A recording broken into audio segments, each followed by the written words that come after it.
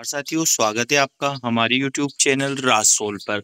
आज हम बात करेंगे छात्रवृत्ति, प्री मैट्रिक, पोस्ट मैट्रिक और अन्य जो केंद्र प्रवृत्ति थी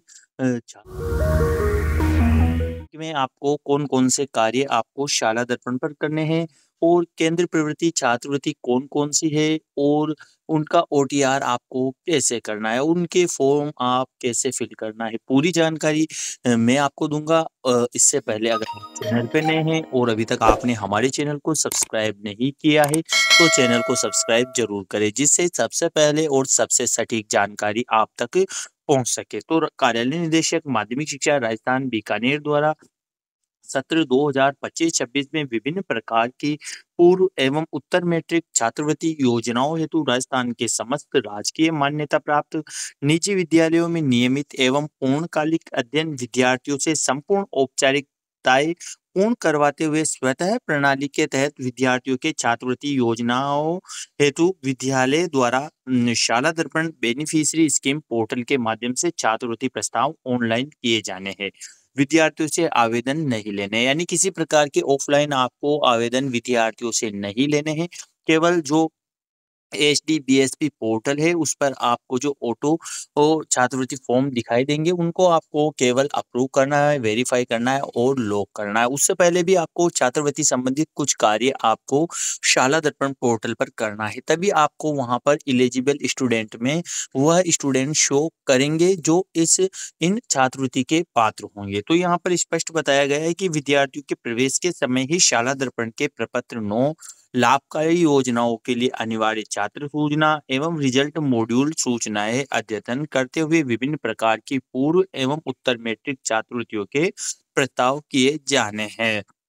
यानी कि सबसे पहले आपको शाला दर्पण पोर्टल पर आपको प्रपत्र 9 की पूर्ति करनी है। इसके अलावा प्रपत्र 5, प्रपत्र 9 और विभिन्न प्रकार की लाभकारी योजनाओं के लिए अनिवार्य छात्र सूचनाएं जो आपको शाला दर्पण पोर्टल पर उपलब्ध हो जाएगी। उसका वीडियो मैंने पहले ही बना दिया है कि किस प्रकार आप विभिन्न प्रकार की लाभकारी योजनाओं की जानकारी आपको शाला दर्पण पर भरना है। उस वीडियो का लिंक मैंने डिस्क्रिप्शन में दे दिया है। प्रपत्र 9 आपको किस प्रकार कंप्लीट करना है उसका वीडियो भी पहले बना दिया है, उस वीडियो का लिंक भी डिस्क्रिप्शन में दे दिया है।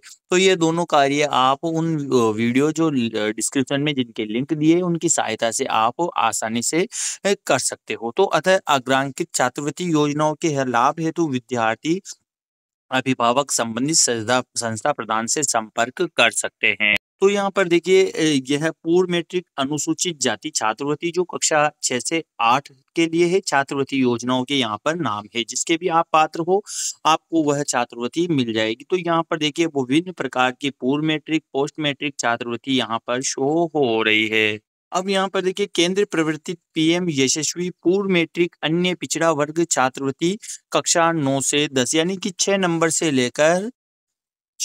लेकर लगभग 13 नंबर तक यहाँ पर केंद्रीय प्रवर्तित उत्तर मैट्रिक पिछड़ा आर्थिक पिछड़ा वर्ग छात्रवृत्ति कक्षा 11-12 के विद्यार्थी के लिए, यानी ये जो जितनी भी छात्रवृत्ति योजनाएं है यह केंद्र प्रवर्तित योजनाएं है। तो बहुत सारे शिक्षक साथी या छात्रवृत्ति प्रभारी के साथियों के दिमाग में आ रहा है कि ओटीआर भी करना है, तो केवल इन छात्रवृत्ति योजनाओं के लिए ही आपको ओटीआर करना है। यानी कि जो आपकी जो नेशनल स्कॉलरशिप पोर्टल है यानी एनएसपी पोर्टल से आपको ओटीआर करना है। ओटीआर यानी कि वन टाइम रजिस्ट्रेशन करना है। उसके बाद आपको एनएसपी पोर्टल से ही इन छात्रवृत्तियों के लिए आपको आवेदन करना है। आपको इन छात्रवृत्ति जो केंद्र प्रवृत्ति छात्रवृत्तियां है उनके लिए आपको एनएसपी पोर्टल से ही आपको आवेदन करना है। आवेदन किस प्रकार करना है, ओटीआर किस प्रकार करना है, उसका वीडियो मैंने पहले ही बना दिया है, उनका लिंक मैंने डिस्क्रिप्शन में दे दिया है। आप वहां विजिट करके आसानी से उन छात्रवृत्तियों जो केंद्र प्रवृत्ति थे उनके लिए आप ओटीआर कर सकते हो। यानी वन टाइम आप रजिस्ट्रेशन कर सकते हो, उसके बाद में आप फॉर्म अप्लाई कर सकते हो। इसके अलावा जितनी भी यह छात्रवृत्ति योजना है यानी कि 1 से 5 तक और 14 से 19 तक, यह केवल अ, राज्य सरकार द्वारा ही ये छात्रवृत्तियाँ विद्यार्थियों को दी जाएगी। तो इनके लिए आपको ओटीआर करना नहीं है, केवल यह आपको शाला दर्पण पोर्टल पर आपको पोस्ट मैट्रिक और प्री मैट्रिक के नाम से यह छात्रवृत्तियाँ आपको वो मिल जाएगी। इन छात्रवृत्तियों आपको मिल जाएगी, उन छात्रवृत्तियों को केवल उन फॉर्म को आपको केवल फॉरवर्ड करना है, यानी कि वेरीफ़ाई करना है और केवल आपको उनको लॉक करना है।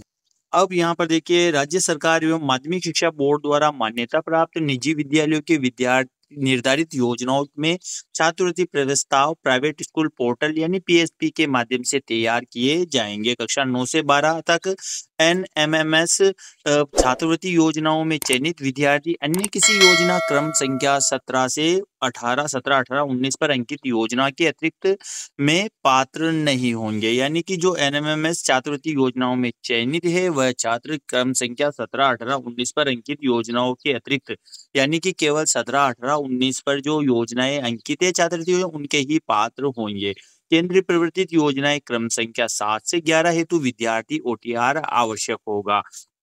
योजनाओं हेतु पात्रता है, शर्तें, छात्रवृत्ति की दरें, आवश्यक दस्तावेज का लिंक यहाँ पर दे रखा है। आप इस लिंक पर जाकर आप यहाँ पर छात्रवृत्ति संबंधित सारी जानकारी आप यहाँ से ले सकते हो। विद्यालय द्वारा शाला दर्पण पोर्टल से ऑटो प्रोसेस द्वारा ऑनलाइन छात्रवृत्ति प्रस्ताव तैयार करने, प्रमाणिक वेरीफाई करने की अंतिम तिथि 30 सितंबर 2025 है। अब आपको शाला दर्पण पोर्टल पर प्री मैट्रिक पोस्ट मैट्रिक छात्रवृत्ति आवेदन और वेरीफाई करने के लिए आपको कौन-कौन से कार्य करने हैं। आप छात्रवृत्ति योजनाओं का फायदा लेना चाहते हैं, यानी विद्यार्थियों को आप पात्रता दिखाना चाहते हैं। बहुत सारे स्कूलों में विद्यार्थी शो ही नहीं होते हैं, यानी एलिजिबल ही नहीं बताते हैं। तो आपको सबसे पहले शाला दर्पण पोर्टल पर यह 3 कार्य आपको अपडेट करने हैं, यानी कि आपको विद्यार्थी टैब में जाना है। यहाँ पर आपको प्रपत्र 5 जो है विद्यार्थी विवरण संशोधन प्रपत्र 5 है उसको आपको अपडेट करना है, यानी कि इसमें वो कोई भी आपको डिफरेंस नहीं होना चाहिए, यानी आधार कार्ड में जन आधार कार्ड में और स्कूल रिकॉर्ड में आपको विद्यार्थी फॉर्म बराबर होना चाहिए। इसके अलावा आपको प्रपत्र 9 विद्यार्थी विवरण प्रविष्टि प्रपत्र 9 आपको कंप्लीट करना है। बिल्कुल आपको प्रपत्र 9 को कंप्लीट करना है और अपडेट करना है। इसके बाद में यहाँ पर आपको एक और मिलता है, यहाँ पर लाभकारी योजनाओं के लिए अनिवार्य छात्र सूचना यहाँ पर मिल जाएगा आपको। लाभकारी योजनाओं के लिए अनिवार्य छात्र सूचना, इसको आपको बिल्कुल अपडेट करना है। विभिन्न प्रकार की जो लाभकारी योजनाएं हैं उनकी जो अनिवार्य छात्र सूचनाएं हैं यहाँ से आपको वह बिल्कुल अपडेट कर देना है। अपडेट आपको कैसे करना है उस वीडियो का पहले ही मैंने बना दिया है, यानी कि प्रपत्र 9 की कैसे भरना है और लाभकारी योजनाओं की अनिवार्य छात्र सूचनाएं कैसे अपडेट करनी है उनका वीडियो पहले बना दिया है, उसका लिंक मैंने डिस्क्रिप्शन में दे दिया है। इसके अलावा आपको विद्यार्थी का जन आधार भी आपको ऑथेंटिकेशन करना है, यानी कि पहले आपको यह 3-4 कार्य पहले कर लेनी है। सबसे पहले आपको प्रपत्र 5 की कंप्लीट करना है, उसके बाद प्रपत्र 9 कंप्लीट करना है, उसके बाद में आपको लाभकारी योजनाओं के लिए अनिवार्य छात्र सूचना अपडेट करनी है। फिर आपको विद्यार्थियों का आधार ऑथेंटिकेशन जन आधार ऑथेंटिकेशन आपको स्टाफ विंडो से कक्षा अध्यापक के माध्यम से आपको विद्यार्थी का आधार ऑथेंटिकेशन जन आधार ऑथेंटिकेशन भी करना है, यानी ये 4 कार्य आपको फॉर्म भरने से पहले अप्लाई करने से पहले करना है। क्योंकि अगर आप ये 4 कार्य नहीं करोगे तो आपको एलिजिबल जो लिस्ट आएगी आपके एचडीबीएसपी पोर्टल पर वहाँ पर विद्यार्थी एलिजिबल शो नहीं होगा। तो ये कार्य आपको सबसे पहले है करने हैं। फिर आपको एक काम और करना है, यानी कि जब आप एचडीपीएसपी पोर्टल पर लॉगिन कैसे करोगे, तो लॉगिन करने के लिए आपको इंचार्ज लॉगिन करना है। इंचार्ज लॉगिन आपको कैसे करना है, तो यहाँ पर आपको कार्मिक वाला टैब मिल जाएगा। यहाँ पर आपको कार्मिक वाला टैब, इस पर आपको क्लिक करना। जैसे आप इस पर क्लिक करोगे तो यहाँ कार्य प्रभारी की मैपिंग या वर्क इंचार्ज मैपिंग वाला टैब आ जाएगा, यहाँ पर आपको क्लिक करना है।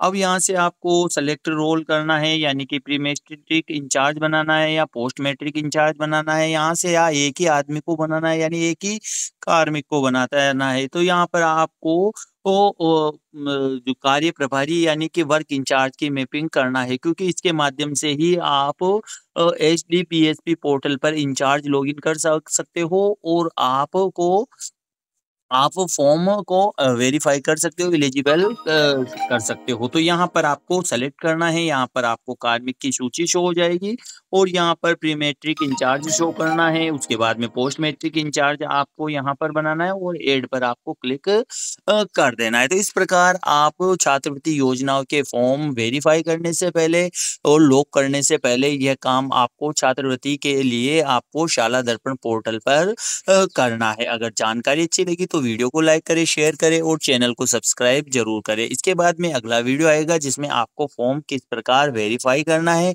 और किस प्रकार आपको उनको लॉक करना है, उसके बारे में जानकारी दी जाएगी। धन्यवाद।